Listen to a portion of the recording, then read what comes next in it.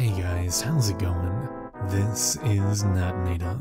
Welcome back to your weekly dose of Creepypasta. Got another short one for you tonight, I hope you'll enjoy it. But before we get into it, I do want to thank the members of the Coven over on Patreon. Shoutouts as always to The Disciples, Tiffany, Backwards D-Dog, Vera Ohio, Teddy Dog, Patrick White, Backapuff, Bubbly Panda, Sammy Sammer, Occupied America, and D-Master311. Thank you guys so much for supporting me for yet another month. I appreciate you guys endlessly. Thank you. Now, as always, turn out the lights, get comfortable, and let the story begin.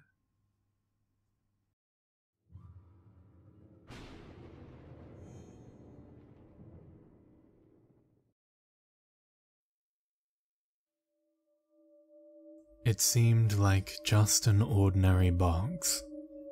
The wood was old and weathered, the fastenings were heavy brass, and the lid was inlaid with an ornate silver symbol. My father willed it to me after the state executed him for murder. He left no explanation or instructions, only the small, mysterious wooden box. At first I considered tossing it into the river. The last thing I wanted was a reminder of the man that had abandoned his son in favor of a life of violence.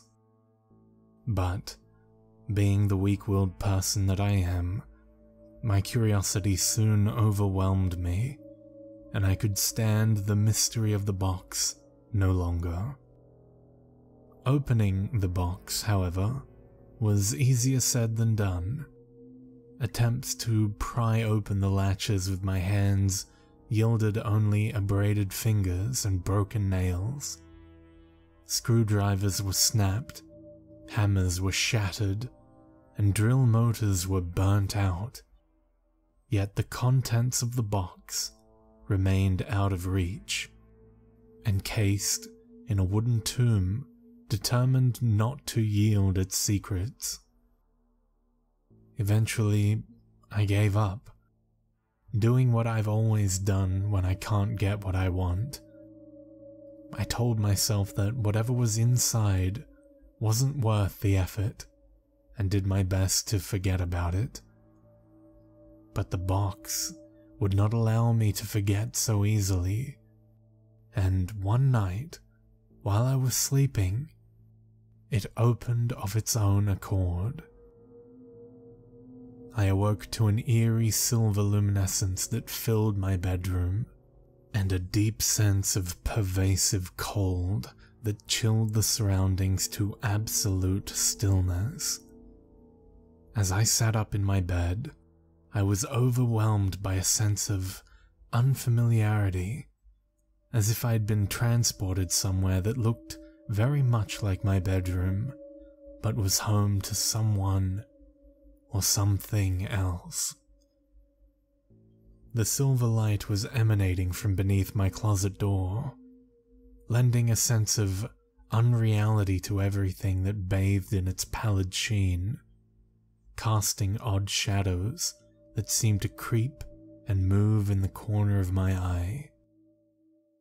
I could feel myself standing up, though I had not willed myself to do so, and slowly, quietly, I crept toward the closet.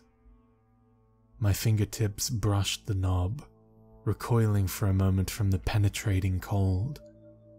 Then resolutely, firmly, I grasped it, pulling the door open to reveal the box. The hinges had swung open wide. The light spilling forth was piercing and intense. My eyes filled up with the light and felt as if they would soon burst, yet I could not tear them away. I could feel myself falling, slowly forward into an abyss of silver light that enveloped my horizon and became my entire being. just before it swallowed me, the box snapped shut, and I found myself on the floor, my sweat-drenched cheek pressed tight against the cold, rough wood of the box. I pushed myself back to my feet. The eerie silver light was gone, and my room seemed once again my own. Yet, something was still not right. The cheek that had touched the box was throbbing with a burning pain. I wandered into the bathroom and flipped on the light, gasping at my grotesque reflection. The symbol on the top of the box was burned into my cheek. I reached up to touch it, but as I did, so it faded.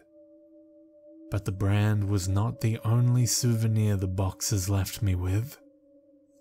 I can feel a presence within me, an unwelcome guest inside my mind.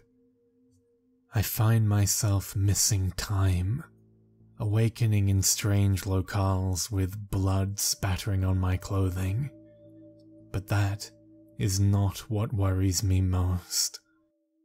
What worries me the most is the call I received from my lawyer yesterday, asking for clarification on the amendment I had made to my will. He wondered why the only thing I wanted to leave my son when I died was an unopenable wooden box.